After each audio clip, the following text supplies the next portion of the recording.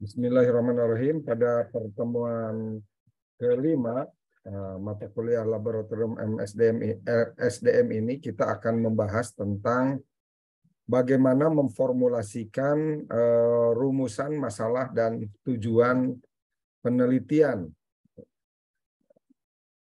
Kita akan bahas tahapan apa saja yang bisa menjadi dasar dari sebuah rumusan masalah, ya. Minggu sebelumnya kita sudah membahas bagaimana memformulasikan latar belakang yang didukung oleh, pertama, Anda mendeskripsikan posisi lokus penelitian dalam ruang lingkup yang lebih luas. Artinya, misalkan Anda meneliti di bidang kesehatan, tentunya Anda gambarkan bagaimana kondisi bisnis, kondisi tata kelola, kondisi usaha di bidang kesehatan. Kalau bidangnya pendidikan, tentunya juga berkaitan dengan pendidikan. Begitu juga bisnis-bisnis yang lain, misalkan bidang fashion, ataupun tekstil, dan yang lainnya. Nah, pada kesempatan kemarin kita sudah bahas bagaimana menarik atau mengambil benang merah dari gambaran secara umum menuju gambaran secara khusus perusahaan atau lembaga yang menjadi tempat penelitian kita.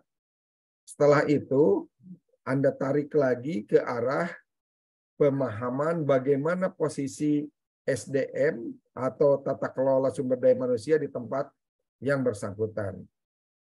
Lalu selanjutnya Anda gambarkan fenomena-fenomena yang didasari atas wawancara Anda berkaitan dengan masalah apa saja yang paling dominan di tempat penelitian.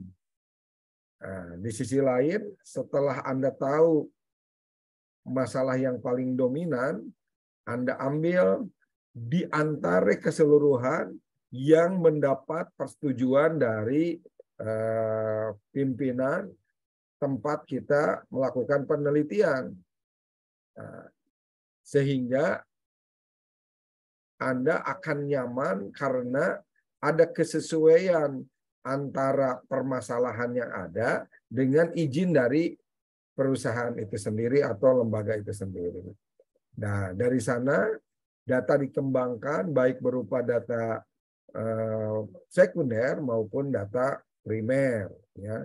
Lalu dilanjutkan dengan bagaimana kondisi variabel yang menjadi masalah itu bisa muncul, atau faktor-faktor apa saja yang paling dominan yang menyebabkan permasalahan itu menjadi permasalahan utama di perusahaan. Tentunya hal ini dikarenakan ada gap, ada perbedaan antara apa yang diinginkan, apa yang ditetapkan, apa yang diinstruksikan terhadap apa yang diimplementasikan atau apa yang menjadi kenyataan di lingkungan kerja atau di lingkungan organisasi tersebut.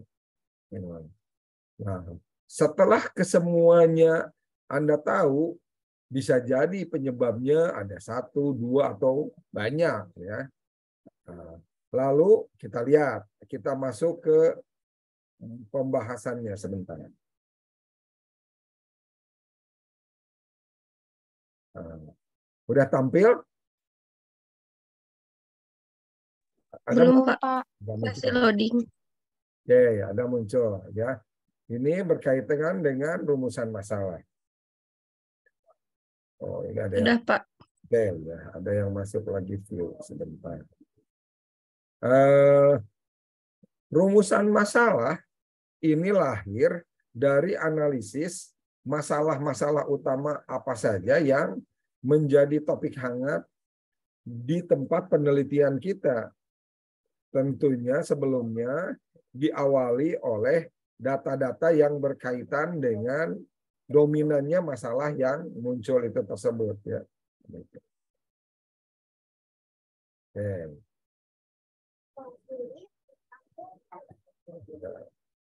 Nah, Awalnya adalah ketika tadi sudah ada analisis atau observasi mengenai situasi di tempat kerja, lalu Anda mendapatkan permasalahan utama, lalu Anda mengambil satu atau dua atau lebih bagaimana atau apa saja yang menyebabkan masalah itu muncul. Di sini didefinisikan sebagai solusinya, ya, solusinya atau faktor-faktor penyebabnya. Nah, di tiap kampus mungkin ada aturan apakah penulisan rumusan masalah itu langsung dibuat atas dasar analisis yang ada, atau dibuatkan dulu sebuah analisis yang menyeluruh.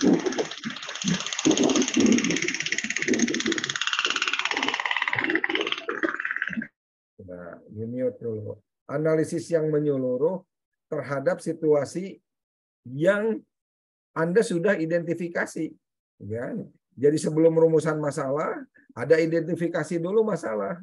Identifikasi masalah ini sumbernya dari awal ketika Anda pertama melakukan observasi atau wawancara mengenai masalah yang utama, lalu Anda juga menanyakan apa penyebabnya terhadap masalah itu atau solusinya atau jalan keluarnya.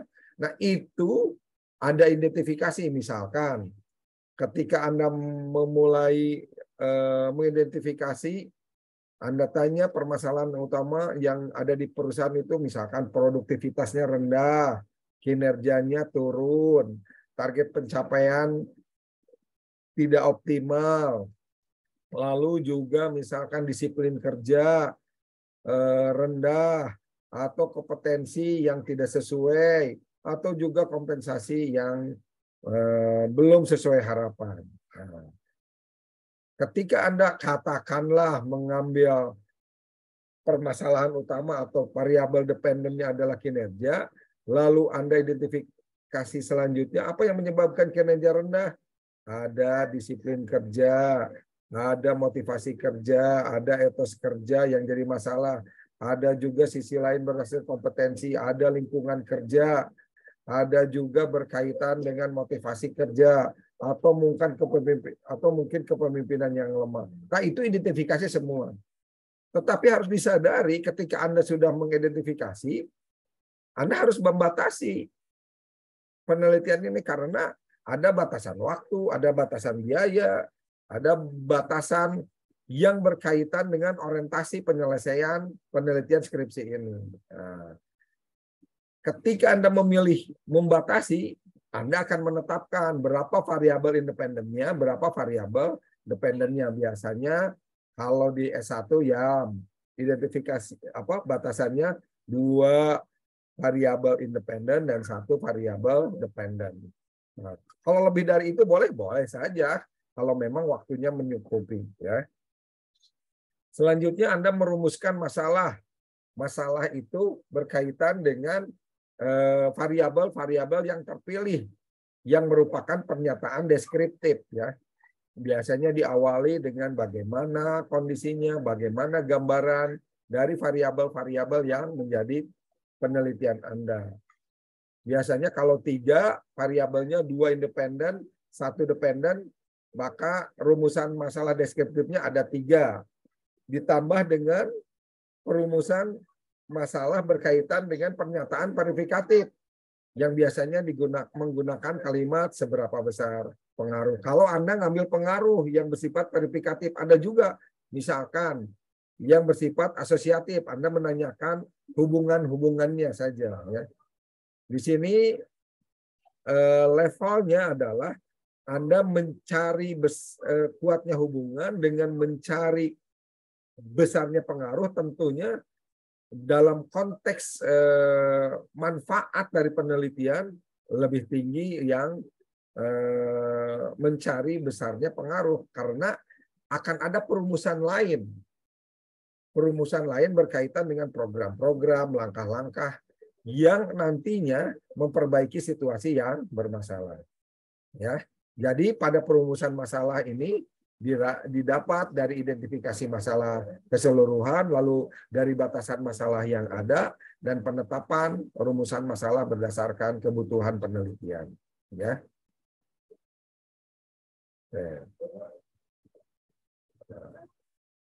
Siap. Oke, ya. Nah, selanjutnya, bagaimana dengan tujuan penelitian? Nah, tadi kan ada rumusan masalah. Kalau tujuan penelitian ini berkaitan dengan apa tujuan penelitian itu dikaitkan dengan masalah-masalah yang sudah dirumuskan. Jadi ketika rumusan masalahnya 3, tujuannya juga menyelesaikan 3 masalah. Rumusan masalahnya 6, berarti tujuannya juga menyelesaikan sejumlah masalah itu sendiri.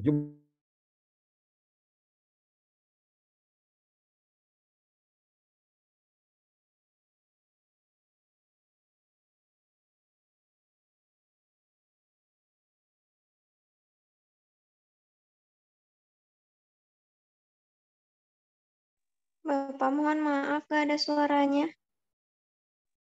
Dari tadi nggak ada suaranya.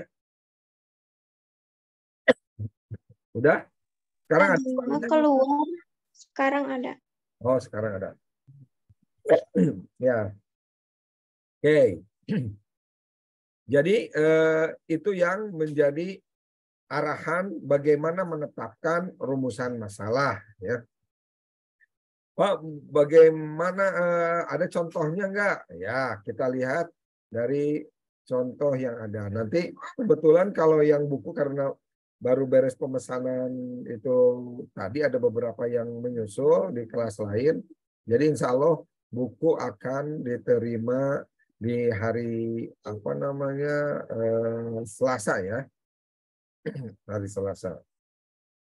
Nah, selanjutnya kita lihat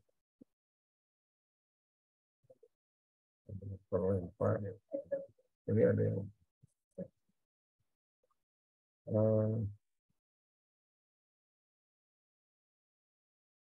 ini slide share-nya kelihatan? Muncul? Terlihat, Pak. Oh, terlihat. Kelihatan, Pak. Oke, ya. Tadi ya, bagaimana menetapkan kecil rumusan masalah yang ada. Ini ya. Kita lihat di halaman yang berkaitan contoh. Nah, ini tadi ya ada identifikasi masalah, ya, ada batasan. Pak, mohon maaf. Ya. Slide-nya masih di file manager, Pak. Oh, file manager. Kok di sini udah muncul? Iya. Nah, ulangi lagi. Ini udah muncul? Sudah, Pak. Ya, oke. Sudah, Pak. Tadi ya. Jadi tergantung dari regulasi. Sebentar. Aturan dari kampus. Apakah memunculkan identifikasi masalah dan batasan masalah atau langsung ke rumusan masalah. Kalau di kampus kita biasanya langsung ke rumusan masalah. Tapi Anda harus tahu rumusan masalah itu dari mana sih? Ya, rumusan masalah awalnya tadi ya dari identifikasi. Jadi kalau masalah kan di perusahaan itu masalahnya tidak hanya 1, 2, 3, 4, banyak. Tetapi Anda mengambil yang paling utama. Lalu dibatasi menjadi 3 atau 2 variabel yang menjadi variabel penelitian ya. Nah, ini lalu ini menetapkan judul. Kita lihat bagaimana contoh langsung ya. Nanti pembahasannya ada di Oke. Nah, contoh. Jadi di buku itu ada teori-teorinya, lalu juga ada implementasi bagaimana membuatnya dari mulai bab 1 sampai contoh sampai bab 5 bidang SDM ya. Oke. Kemarin kan kalau nanti akan lebih mudah lagi nanti pembelajarannya. Bentar. Nah ini ya. Rumusan masalah berdasarkan nah kan kalau di Muhammadiyah biasanya langsung ke rumusan masalah. Tetapi tadi Bapak bilang Anda tahu rumusan masalah awalnya dari apa? Dari batasan masalah. Batasan masalah sumbernya dari mana? Dari identifikasi masalah. Identifikasi masalah sumbernya dari mana? Dari fenomena dan latar belakang permasalahan. Nah, ini misalkan variabelnya tentang pelatihan kerja.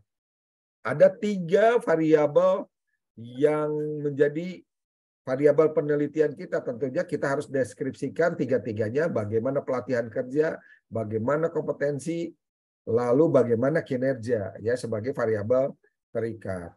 Nah, variabel selanjutnya dari sini Anda jangan sampai salah lagi ya, karena kalau Medlit itu pembelajaran sekarang udah langsung bersiap menuju persidangan atau SOP lah minimal ya. Nah, seberapa besar pengaruh pelatihan terhadap kinerja ini merupakan verifikatif parsial ya.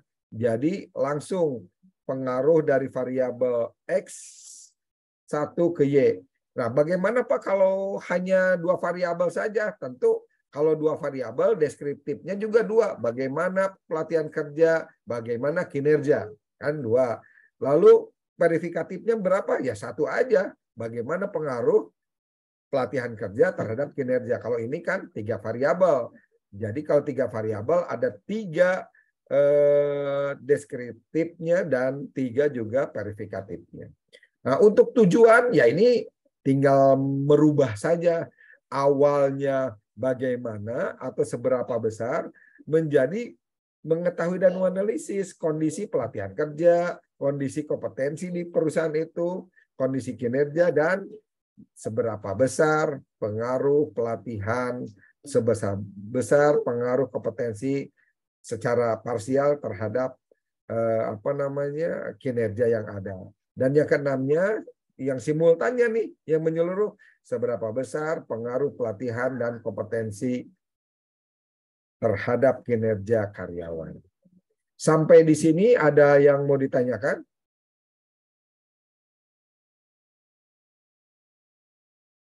Hah? Ada yang masih bingung nggak untuk merumuskan masalah? Pak mau tanya Pak tadi Pak. Ya, yang ya. rada keras hujan di sini. Oh ya baik. Jadi pertama identifikasi dulu masalah. Jadi pertama identifikasi dulu masalah. Dulu ya Pak tahapannya identifikasi masalah. Terus buat batasan, baik batasan berdasarkan variabel dan sebagainya ya Pak ya. Ya. Deskripsi dan keempat verifikatif ini apa ya? Ya. Oke, bertahap. Oke, bagus. Nah, Dadang ini dulu banyak bertanya, tetapi ketika ngumpulin tugas Medlit tipis banget ya, Dang ya? Ingat, karena Anda yang paling aktif, tapi kenapa tipis? Nah, sekarang jangan lagi seperti itu. Sekarang harus detail ya, jadi pembelajaran. Nah, identifikasi lalu juga batasan masalah itu merupakan formulasinya.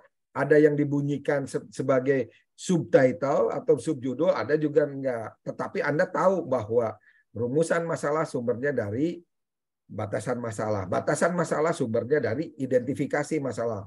Masalah apa saja. Dan identifikasi masalah sumbernya dari fenomena atau latar belakang yang ada. Ya, paham ya, Dang ya? Jadi itu Pak bertahap gitu ya Pak ya? Iya. Tahap jadi buat ke depannya. Betul. Kalau ditanya dari mana ini tujuan penelitian? Tujuan penelitian dari rumusan masalah yang ada. Dari mana rumusan masalah yang ada? Dari batasan masalah yang kami tetapkan. Dari mana? Masalah. Ya, begitu berkelanjutan. Masalah dari identifikasi masalah. Iya. Oh ya, benar. Oke, yang lainnya. Ini nanti menjadi sangat mudah ketika Anda memastikan, oh, saya ingin lebih awal nih ujian SOP, fokus aja ke pembelajaran ini. Anda insya Allah akan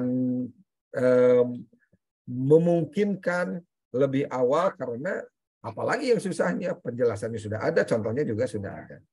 Oke, siapa lagi yang mau nanya? Nah, kalau manfaat nanti ya, misalkan manfaat. Manfaat itu ada beberapa versi kan. Manfaat itu ada polanya itu. Dari konsep manfaat teoritis dan praktis. Kalau teoritis tentunya berkaitan dengan manfaat kepenulisan karena sebagai mahasiswa. Manfaat bagi perguruan tinggi.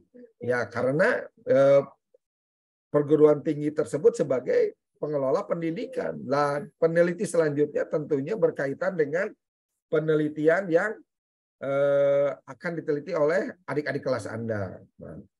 Bagaimana kalau manfaat praktis? Nah, jika penelitian itu Anda lakukan di tempat Anda bekerja, tentunya sebagai penulis, Anda bisa langsung mempraktekkan penelitian itu. Ya, ada praktisnya bagi penulis. Tetapi jika Anda meneliti, tetapi Anda bukan pegawai di situ, nggak bisa juga kan Anda melakukan atau memanfaatkan secara praktis. Ya, Anda fokus aja ke misalkan ke perusahaan atau ke peneliti selanjutnya.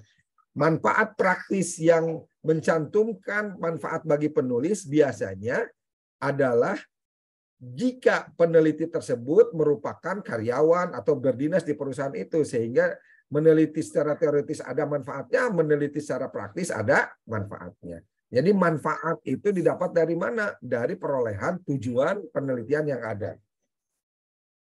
Ya. Ada yang ditanyakan? Lagi? Ya. Nanti di buku laboratorium SDM itu akan dirincikan. Satu, pemahamannya, dua, contohnya. Sehingga tidak ada, hemat Bapak tidak ada lagi kesulitan. Ya. Oke, siapa lagi yang mau nanya?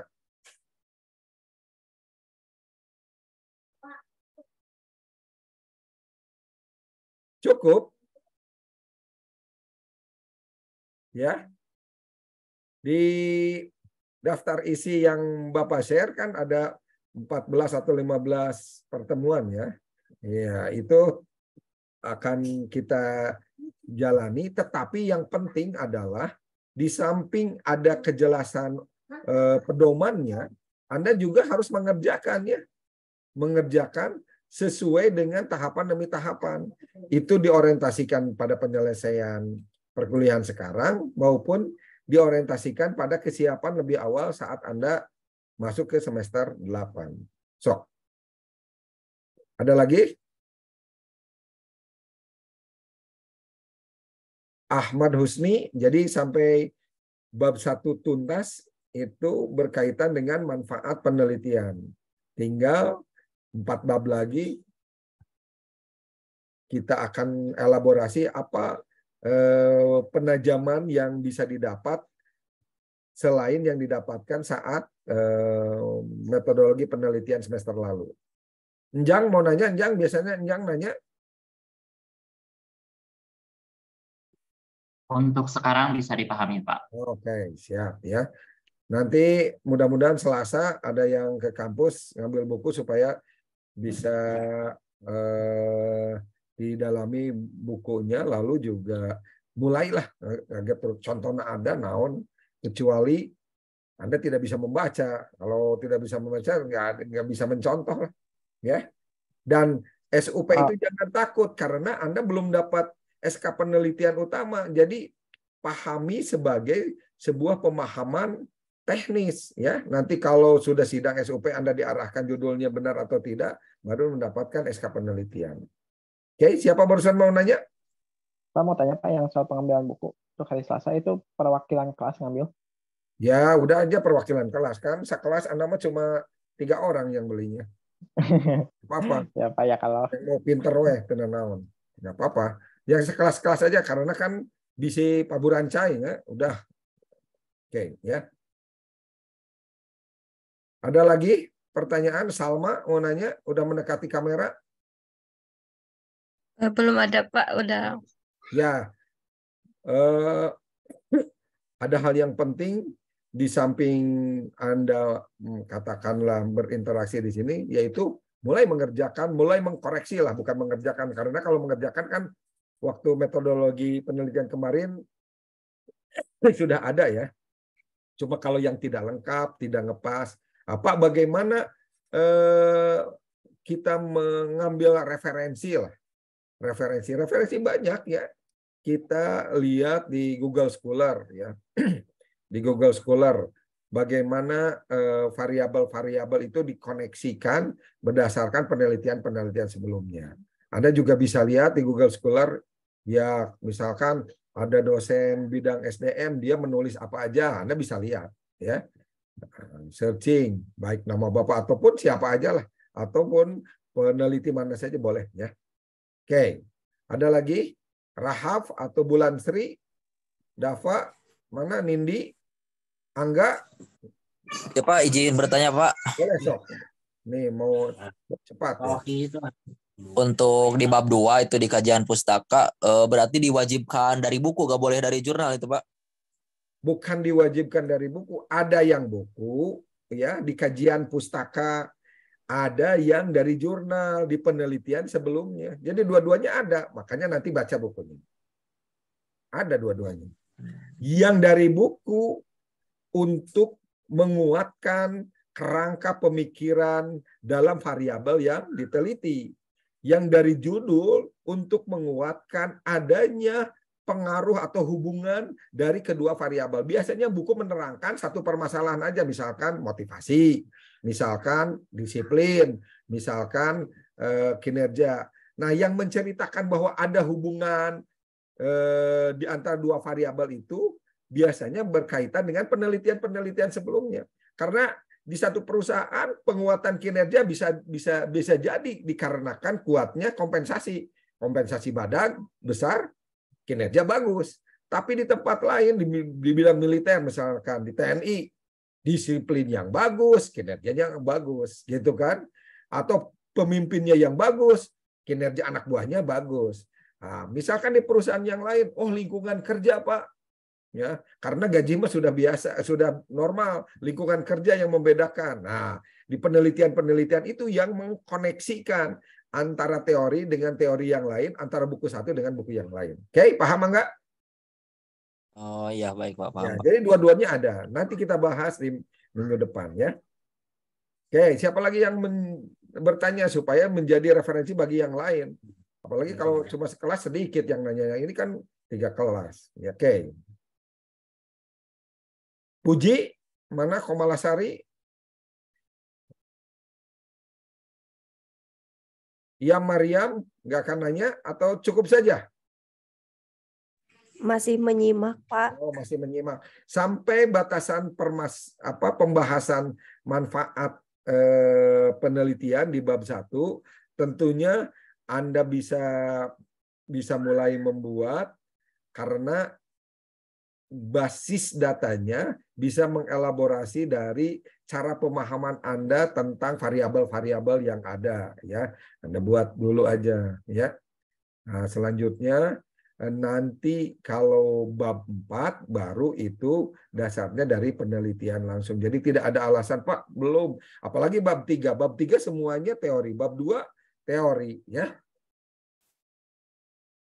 Jadi hemat Bapak tidak ada yang sulit kalau basisnya adalah studi pustaka, pendalaman dengan juga analisis membuat kerangka. Mudah lah ya. Oke, siapa lagi? Rifki? Nanti absensi dibuat masing-masing ketua kelas ya.